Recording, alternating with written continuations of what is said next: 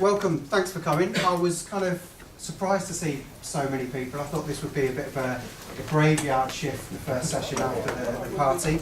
But you're all looking bright-eyed and bushy-tailed. There's no kind of matchsticks holding any eyelids open this morning. Maybe just a few of you, but it's looking good. I hope you all had a good time. So, to get us kicked off, who here is involved in the hiring process within their organisation? Okay, and those that didn't put their hand up, who would like to have an influence or be involved in that process and cares about who's in their teams? All right, and finally, who hires for technical teams? Just so I get an idea. Okay, that's pretty good. Excellent. Right. So, as Anna said, I'm Dan Phipps from New Voice Media. This kind of talk is going to be a bit of a story. And drawing on my experiences over the last 2 years about how we rapidly grew and the challenges we faced, and some of the ideas and methods that we put in place to kind of improve that. It's not any hard and fast rules. This is not do it this way and you shall succeed. It's merely a case of these are the things that we tried, these are the things that worked, and maybe that will give you kind of some ideas to kind of take back to your organisations and kind of try. So, 2 years ago, we're in a fairly good place. We were heading up a team of kind of 20 developers in a technical team, and we were kind of releasing into production every week. You know, it's fairly good for us. We've come a long way since then from kind of releasing every 6 months. That was a hard slog. But someone decided that it would be to ruin it all, and it would be a really good idea to give us a load of money, and that was, obviously terrible. And on top of that, our sales and marketing department made it even worse by doing a really good job and doubling our customer base. Really nice problem to have, but that was really difficult, and that brought along a set of challenges. There's a lot more requirements coming through. There's a lot more demand for the features that we need to put out into our software, and so that we knew we had to grow the team. And the kind of standard rule, and a rule I would still recommend, is if you get the opportunity, is to hire slow and grow steady. But the challenge that we faced was that we had to do it more rapidly and increase. And what we actually ended up doing was doubling the size of our engineering team within just over 12 months. So that's kind of what I'm going to be talking about today. Cool. So, you've done that. there were kind of, when we sat down and kind of looked at this and set it out, there were 3 areas that we wanted to tackle. So first was our marketing. And this is not the marketing as a business necessarily. Our marketing department kind of do that, and they do a great job. But this is about marketing ourselves as an engineering department. How, when we go out into the market and we're recruiting, how do the developers know about us and what we do? And there's the screening process. So how do we get those people through the process? How do we find the right candidates and make sure that the people in our organisations are the people we want and that are going to add value to our business? And then lastly, the retention. So if you put all the effort into getting these great candidates, getting the top talent, how are you going to keep them as people? So, our first thought was kind of looking at our existing teams. Who are our go-to guys? Who are the guys that we really want to replicate and kind of claim? And Adrian, I think, is in the audience talking about those guys that kind of just get stuff done. And those are the guys you want. But that wasn't necessarily an option.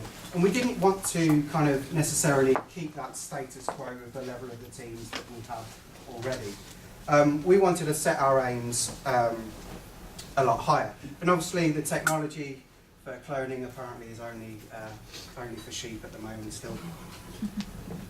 So we wanted to aim high. Our objective was to aim for the top 5% of developers, and that was very much a vision. We weren't measuring that. There were no kind of statistics behind it, but it was kind of a goal for us set in our mind of the type of people that we wanted in our organisation. And they kind of,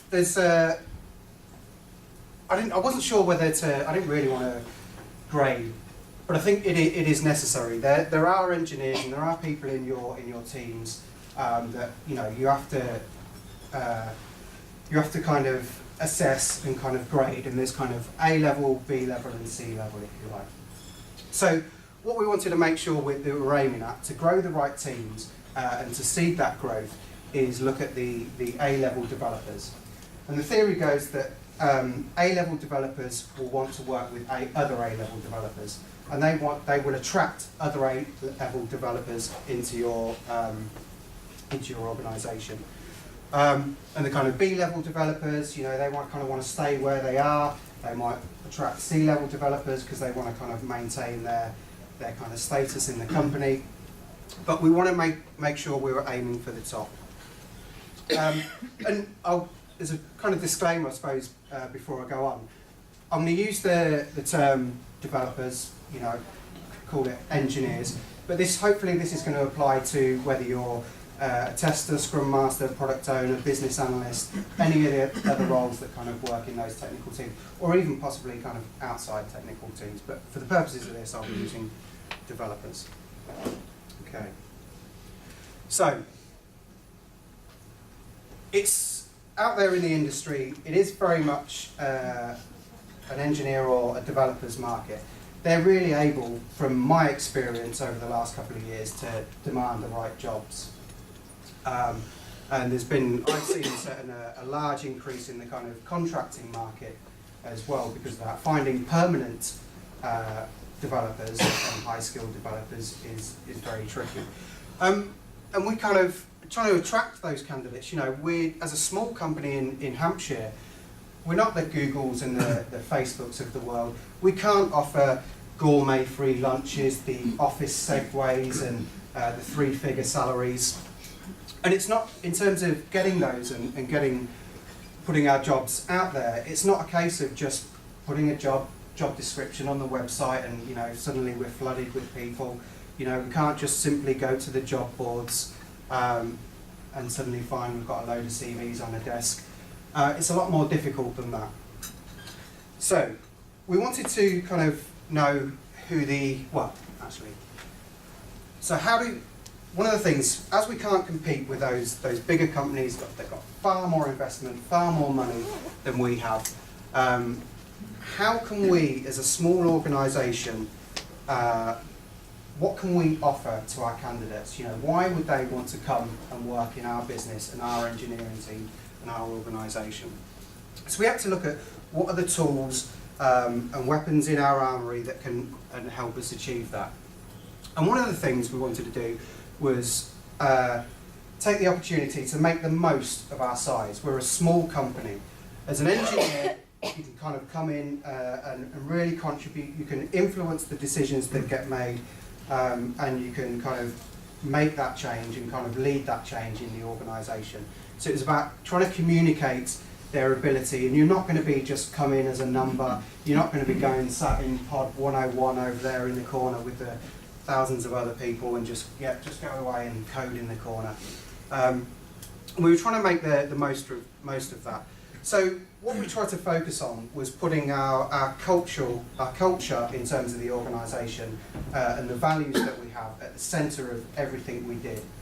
As a small organisation, the culture and the communication that you have is very, very easy. It's almost implicit. I don't know what sort of sizes and size range you guys come from, but as the kind of those that work at the startup, that communication, it just happens. You don't almost have to force it because you're kind of constantly working, maybe in a smaller environment. It just happens.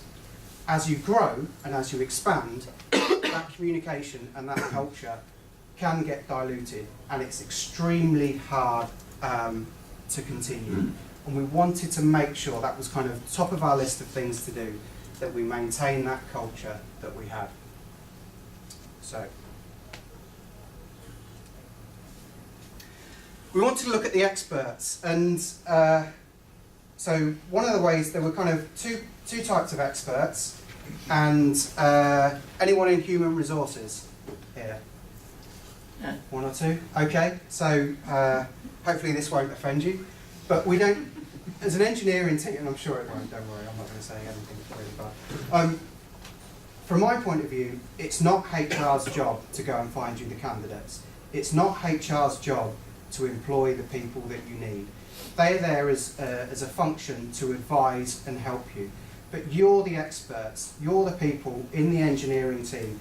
You know, or hopefully should know, or be able to get to know the best ways of reaching the talent in the industry. But they're also kind of, as a small company, and to go through that rapid growth, we had to use recruitment agencies, and kind of, there's not many great things people say about recruitment agencies. And I think certainly from the developer community, you kind of, if you're kind of on the market or even sniffing at jobs, they're kind of around you and kind of hovering over you, ringing you every 5 minutes to see if you're looking. But it was really important, and I was talking to Rose, actually, it's in the audience, last night, and how they use recruiters. And many people just kind of go, meet the recruiters, give them the job specs, and expect them to go out and magically find the right candidates. But in the same way, you wouldn't kind of, as a product owner, scrum master, business analyst, stakeholder, you wouldn't just go to your technical team and, build me a CRM system, build me an e-commerce system, and expect them to come back and produce what it is that you wanted. Our experiences, and the thing that we tried was to really put the effort in with the recruitment agencies. It's absolutely necessary to give them the right tools and the right materials to go out and represent your business to the market. They are on the front line talking to those candidates, so they need to represent your business accurately. And so there's several ways that we achieve this, as well as kind of really important to meet the recruitment firm, understand what they do. Why are they different to the thousands of other recruitment companies out there? Why is it that they think they're going to bring you the right candidates? Get them into the office, really important. Get them to see your engineering team, understand the environment that your guys are working in, so they can get a sense of that culture.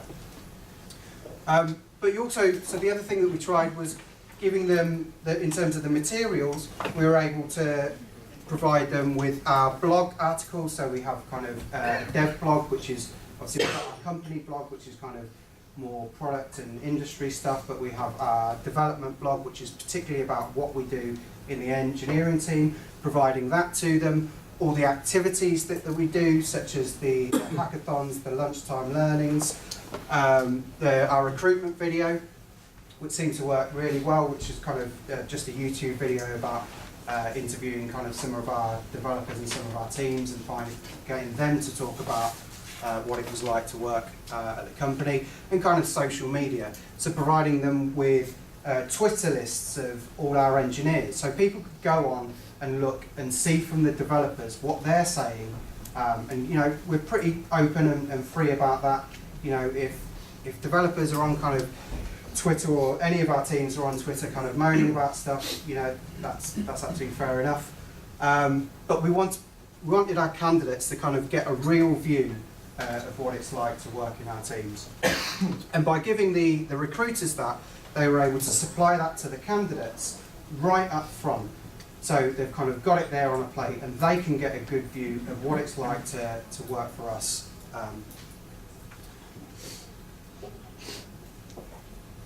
So the other experts, obviously, are your teams. They are your technical teams. They are your developers.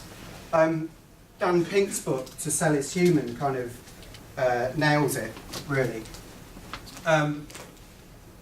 If you can create the right environment, if people enjoy what they do at work, and they go out and they're socialising and talking about it with other people in their industry, they're going to talk about it favourably. They're going to say they enjoy working there, what a great community it is. And that's one of the best ways that we found of attracting talent. And there was kind of two approaches that we took to encouraging and pushing that process along. So the first one was getting our developers out into the community. Hopefully, kind of, that's one of the things we look for in our candidates, is people like you guys who want to learn, they want to go to conferences, they want to go to meetups, and they're sharing ideas outside of the company. New voice media for them, or whatever organisation you're in, isn't the be-all and end-all.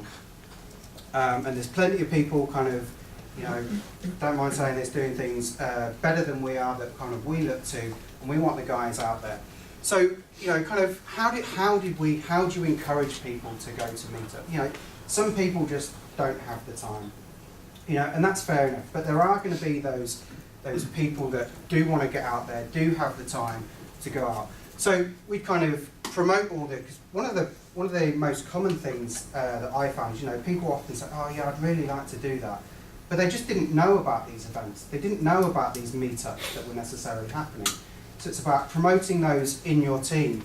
Going along as development managers, as I am now, going along to those events and bringing the other people with you as well. Just kind of encouraging them to attend and talk about what they're doing in the organisation. And then the other one was using those people to look at their social networks, their LinkedIn professional networks, and who are the guys that they've worked with. The people that you recruit are going to have varied and hopefully broad backgrounds, worked at a variety of companies. Who do they know that have kind of they've worked with previously, and kind of they know, yeah, that guy over there, yeah, Fred, he's a really good developer, he's a top lad, great to work with, I think he'd be a great fit to work here. So kind of incentivising that was a really good tool. Because if you're using recruiters and recruitment agencies, you're going to be paying those recruiters a fee, whether that's kind of whatever the structure of that is. So what we were able to do is provide that incentive to our developers. So if you recruit someone, if you've finished your own probation and you recruit someone, and after they've finished probation, you get a fee, like a onboarding fee. And that's worked really well. And that's actually scaled at our organisation. So in terms of if you recommend one person, it's X amount, and if you recommend a second person within the same 12 months, that fee goes up again. So obviously you have to kind of temper that. You don't want all your teams going out and just turning into recruiters, just kind of hiring random people that they kind of know. But that really worked for us, and kind of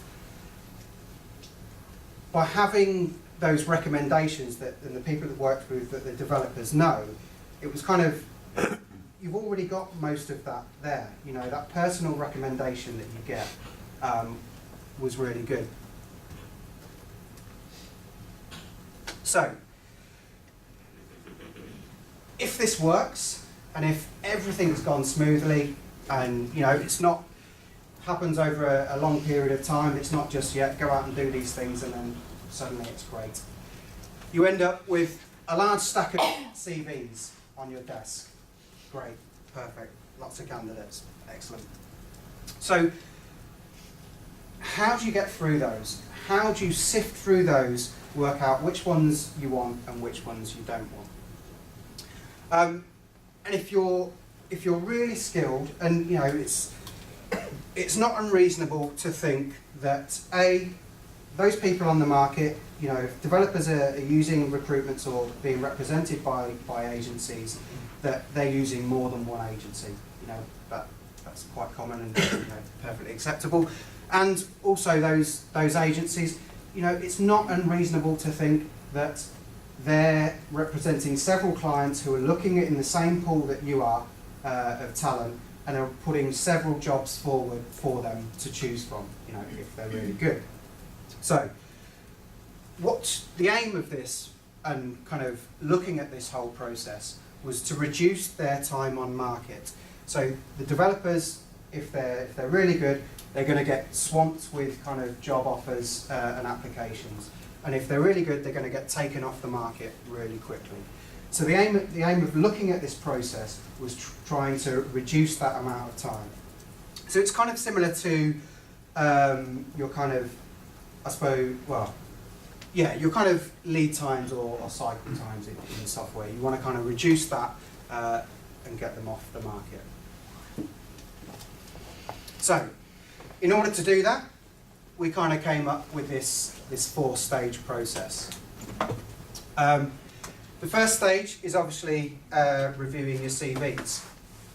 And one thing that we found with that was that the CVs that we got in, and people tend to put all their technical skills, all the languages that they've used, how long they've used them, their own kind of assessment of their experience or their competencies in those things. But what was missing for us, and I talked about the culture and values being at the centre of what we do. What was missing from those CVs was a sense of, you know, what they're like to work with, and that kind of those soft skills and the cultural stuff.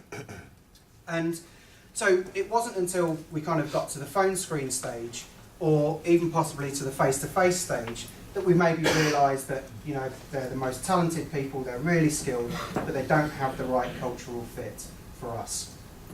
And so what we were able to do is provide people, all applicants that supplied a CV, for whether they came directly, whether they were a referral, whether they came through the recruitment agencies, was providing them a list with 3 basic questions, just kind of behavioural questions that gave us an idea of what they were like culturally. And the idea of this, again, kind of relating it back to software. So when we're building software, and I don't want to talk about bad candidates, and it might be a bad analogy, but as in software, you want to identify the defects as early as possible. You know, you want to reduce that time because it's less expensive to fix. But the same applies here. So those candidates that don't fit with what you're looking for, you want to get them out of the process as quick as possible. You don't want to spend the time, you know, interviewing them, phone screening them, giving them tests as you go through the process, and certainly not something as kind of expensive as a face-to-face interview. So you want to try and get rid of the candidates as early on in the process as possible. And so the phone screening was really useful as well. So we just set up a 30-minute phone screen, just kind of, it's usually at lunch times. If people are got current jobs, they can usually grab half an hour. Oh, excuse me, that was my timer. How am I doing for time? You are fine. Yeah? Yep, you've got 20 minutes left still. Cool, okay, good. So, yeah, that's the one, yes. Yeah, phone screens. So again, it's that opportunity, and Skype, you know, we started off with phone screens, but we're actually doing more and more Skype interviews now, and trying to get that face-to-face interaction and understand and get the personalities across, so we can find out what sort of candidates they are. Yes? Sorry, I don't know if you're going to cover it just now, or if you could just let us know time and then time. And the 3 questions, what were they? Did I include it in the slide at the end? I'm not sure. I'll have to check. I might have done. So it was, the behavioural questions were things like, how do you learn? What was the last technical thing you learned? What were some of the other ones? Because we kind of, and that was one of the things we've iterated over time and kind of changed them and tweaked them. Mm-hmm. But they were just kind of, they weren't technical questions. That was the important bit. Yeah. They weren't kind of, I don't know, can you recite the solid principles, or kind of in terms of software or anything like that. It was just kind of get an idea of how they approach problem solving and things like that. Sorry, if you know off the top of your head. Yeah, I think I've got them at the end. I'll double check. Yeah, so the phone screens, another way to kind of, early on in the process, get rid of the candidates that you don't fit for a right field. Obviously, there's a coding exercise. Don't wait until you get to the face-to-face interview to find out whether your teams can code or whether your teams can do the technical things that you need them to do, that you're primarily employing them to do. Try and find that out as early as possible. And for this was just a simple carta that we used to send out, set of instructions with the requirements. For those of you familiar with coding cartas, they're kind of just very simple algorithmic problems to solve that you can apply several practices to. And get them to submit that, and then we kind of review it, write some notes, and kind of hold that for later. So in the face-to-face interview, we again looked at that. So there were two things. We wanted to get, it was important to get an all-round view of those candidates. So we had, in the interview process, we covered several areas, and we were trying to get as many people as possible to see those candidates. So there was other developers were involved in the interviewing process. There's Scrum Masters, the product owners, all the testers, you know, everyone who's going to be working with those people were involved in that interview process. And not only were they involved in that interview process, they also had input into the decision that it was being made. So there was no one person, and even the management team of kind of, there's 3 of us now, you know, no one person can kind of completely veto that decision. So everyone had to be bought into the candidates that we were getting on board. And the technical aspect, so after the code review, one of the things that you'd be able to do is extend that coding carta and also give an opportunity to explain your decisions around what you did. So, you know, we might not have thought it was the best solution to the problem in the exercise, but when they came in for that interview, they were able to discuss their design choices, and that's a chance for us to kind of, you know, can people take critical feedback? Yes. Did you ever try doing the kata as a pairing exercise, observed well in the interview? No, didn't, but that's interesting. So the developers, yeah, they were, so by the time they get to the face-to-face interview, you've already got the solution of the problem, so they are kind of left on their own to do the extension. But that's really interesting. That's Yeah. what we used to do at my last place. And how did that work well? It could work really well. It's a good opportunity from both sides. Yeah, The candidate gets to see what the culture's like. yeah, The people observing get to see whether how somebody works and whether they would fit in with the team. yeah. No, it's excellent. We do similar. We do pairing on. So you do a technical test, send the solution in, we give feedback, and then when they come in for the face-to-face, then we do pairing on improvements. Excellent. Both. That's really good. That's interesting. Yeah. So yeah, and I'm sure some of this might not be. None of it's radical, but I see and hear from people that there's an awful lot of organisations and people that don't do these kind of things. But it's really good that some of you are kind of doing this. So Scott Hanselman talks about the tool developer, and this comes from an analogy about a basketball team and hiring people. And it says, you know, people have to be tall to be in my basketball team. I can't teach you to be tall. I can teach you all the other things, but I can't. That's a fundamental requirement that I need for my basketball team. You need to be tall. And that's a similar approach we took. We didn't employ tall developers. That would be silly. But it was looking at, you know, the technical stuff. Although there's a certain level that they need to be proficient at, but at a technical level, you can teach some of that stuff. You know, we're willing to spend the time and resource internally to teach that if you have the stuff that we can't teach. The cultural stuff, the right fit, the right aptitude, the right eagerness for learning and wanting to learn and expand themselves is really important. And so the whole thing kind of combined with our culture and values, those are the sorts of things we're looking for. Because the rest of it, you know, if you don't quite make the mark, we can do that. But if you've got all the other stuff, That's great. So I've talked about kind of hiring A-level developers and, you know, looking for the best people that you can. But it's important to look at the future. You know, the growth of your development team, you know, you can't plan for it to necessarily stop. You know, we don't know what's going to happen. So it's important to kind of look at and speaking to the guys at the Cornwall College, that's exactly what they're looking for.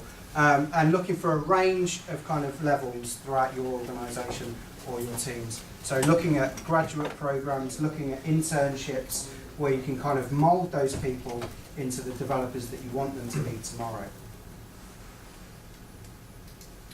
So trying to get them through this process and manage them through all the different 4 stages, who was looking at who was responding to what candidate. Again, we kind of took what we knew from software and kind of applied that to the process. So we used Trello. Hopefully all of you are fairly familiar with Trello, but it's an electronic Kanban board of sorts. So we were able to set up a kind of an application email or an applicant's email address that they could send CVs to. We'd use Zapier, which would then just kind of forward that on and automatically create the contact card in Trello in our backlog with the CV attached and all their answers to their questions that they provided, and we could kind of remove those. And so again, you know, we're looking for bottlenecks in the system, because if we're looking to reduce that cycle time and get them off the market quickly, we're looking for the bottlenecks. Is there a load of people stuck in, you know, the coding exercise reviews? And we got started to get a massive backlog of CV reviews, and that allowed us to kind of improve that process and react more to it. Do we need to just kind of spend half a day going through CVs and kind of clearing that backlog and just kind of getting that flow through the system so candidates could get really quick feedback on how they've done. So once you've offered them the job, that's not quite the end. That's where their hard work kind of really starts. You found these great candidates and you want them to stay in your teams.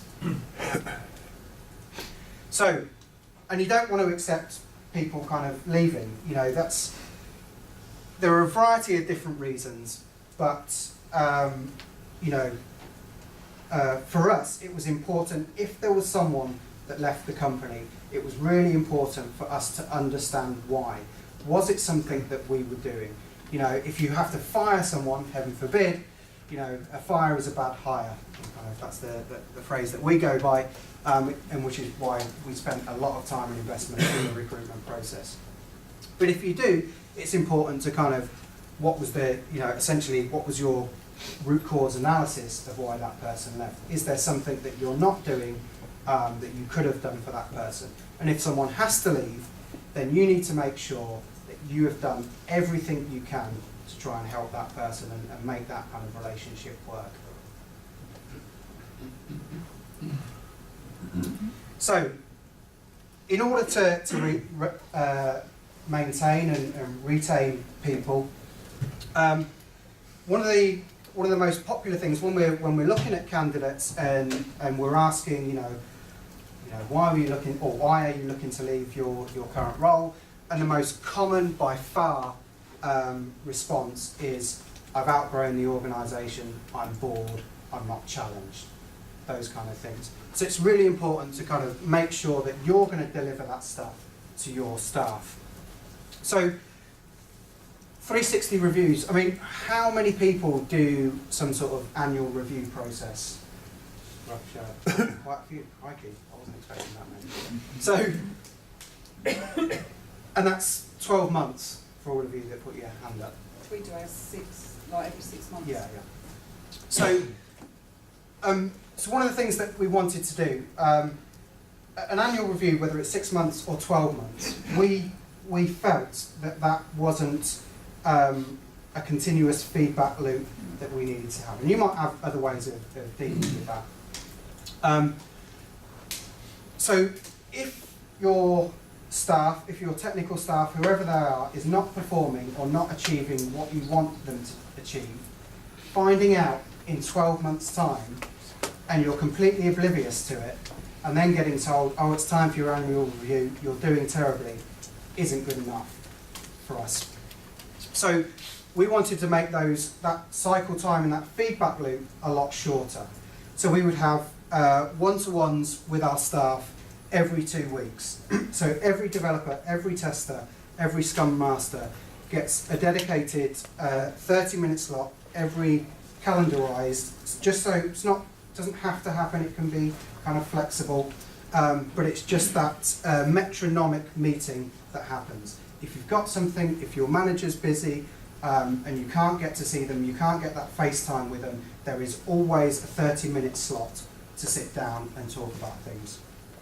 And that was important, and that allows us to give that course correction on a continual basis.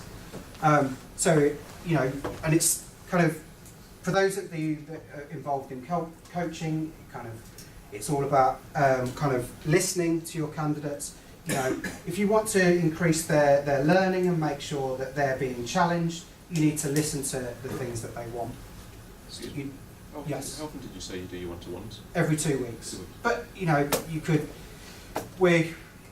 we've got between 3 dev managers now, we have around 17 people each, so that's kind of roughly half an hour every day, or an hour every day.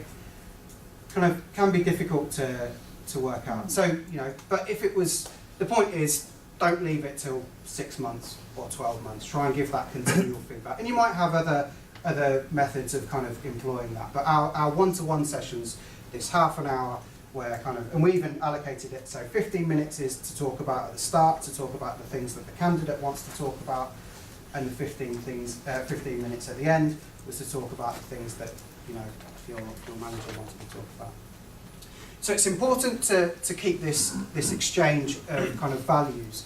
You know, Judith talked yesterday about kind of human beings, human resources. You know, they're not just resources, they are human beings. And as well as kind of adding value to your business and getting things done, you know, they need to get value out of you as a business. They need to, there's a set of things that they want to do and achieve, that kind of learning and growth, that you need to kind of keep that cycle going. So it's not kind of just a one-way value stream. Cool. So, and that was it. So that was our approach to kind of how we scaled rapidly and how we improved our process and the ideas that we went through. And it's not a finished product. You know, there's still things that we're constantly iterating on. But it's about really investing the time and money in that process if you want the right candidates. That's it. So, any questions?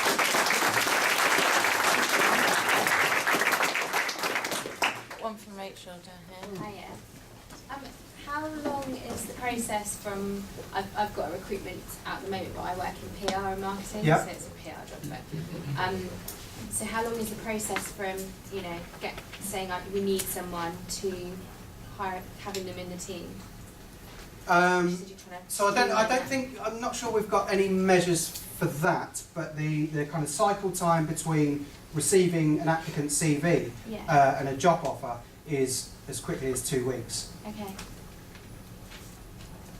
That's about as, you know, if we really tried, we could probably really dedicate and probably get it quicker. That bit as slick as it can. Yeah, and it's just you want to be spending the least amount of time kind of in that process as possible, and it's about taking those people off the market as quickly as possible.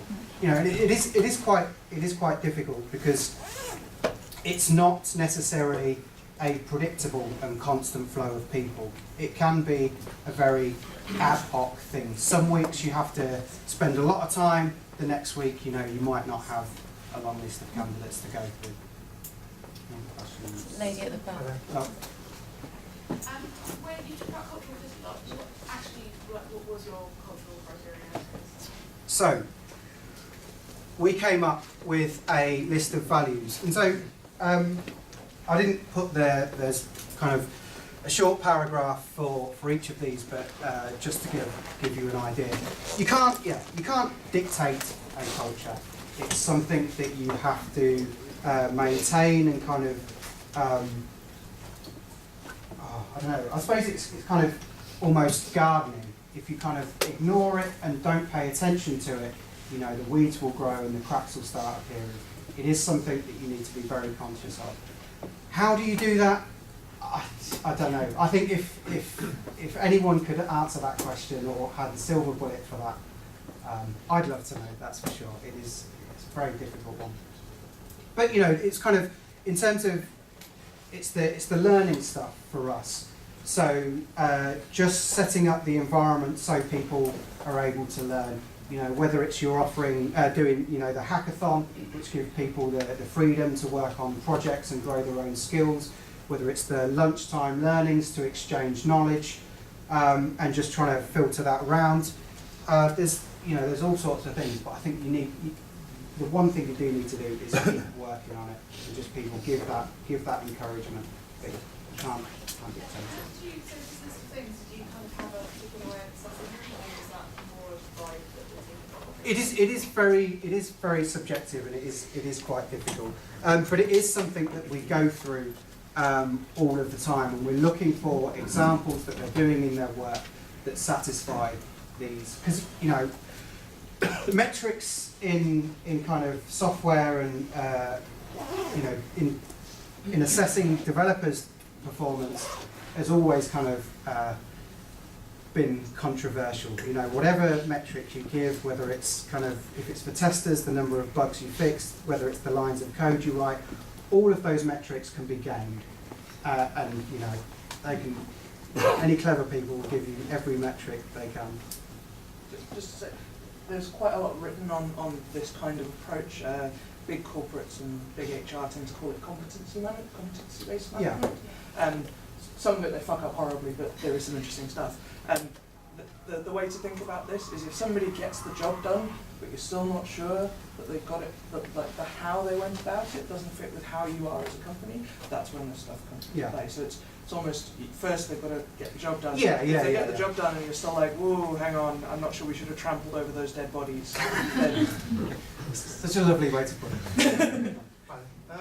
Do you use contractors? And if you do you use the same process for contractors as permanent staff? We have used contractors, but it's only ever been less than 5% of the whole entire team. And yes, exactly the same process. It was absolutely important that that we treat the contractors exactly the same, you know, as the rest of our staff. Obviously, you know, the benefits and stuff gets a bit tricky, and kind of contracts and stuff.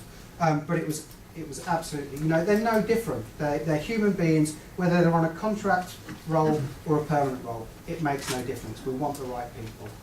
You take this lady. Yeah. Sorry. So just on that point, and just to highlight this, we always look to potentially recruit our contractors anyway to convert them into permanent employees. How do you get on with that? What's your success rate? Quite high, actually. Yeah? Yeah. Well, you know how you were saying that it's a bit like gardening? Yeah. My title at our company is the gardener. I look after, Excellent. I'm in charge of talent and culture. So Okay. I like find seedlings and I plant them and I water them and I help them grow and then I weed out the problems. Well, I'd love to come and talk to you afterwards, because that's something we just kind of, it's really difficult. You know, we find that kind of people that are contracted take their day rate, convert that into a salary, and the two just kind of don't really match up. It's painful, Yeah. but I think the fact that they come in and then they're so won over by the environment and the benefits that the employees have, that it is quite hard to convert. Yeah, and you know, it's the same with any employee, even if they're a contractor. From my point of view, I want them to be better than when they left than when they started. Yeah. And even if they leave because they want to maintain like the high day rate or whatever, they'll always like go into companies that have got similar like interests. Yeah. And they'll either like spread the good word about it. Exactly. Or they'll come back and contract some other time. Yes. So it's maintaining those relationships. Another question. Just one more question, Dan, and then I'm going to call you to the close. So in an agile team, it's not just developers, you've got analysts, planners and Yeah. product owners. So a product owner has requirements and features that they want to deliver. Yeah. And also needs new features to be delivered and therefore needs resource. So we need more resource to fulfill those, to deliver those features. Yeah. Good product owner. How do you, but then we need to take dev resource out, Yeah. time out, to get them into recruiting and helping us like screen and test new developers to come in. There's an opportunity cost Yeah. here. How do you maintain your product owner, because it's a good product owner, but yet still do the recruitment and yet still deliver because you're in your sprint cycle?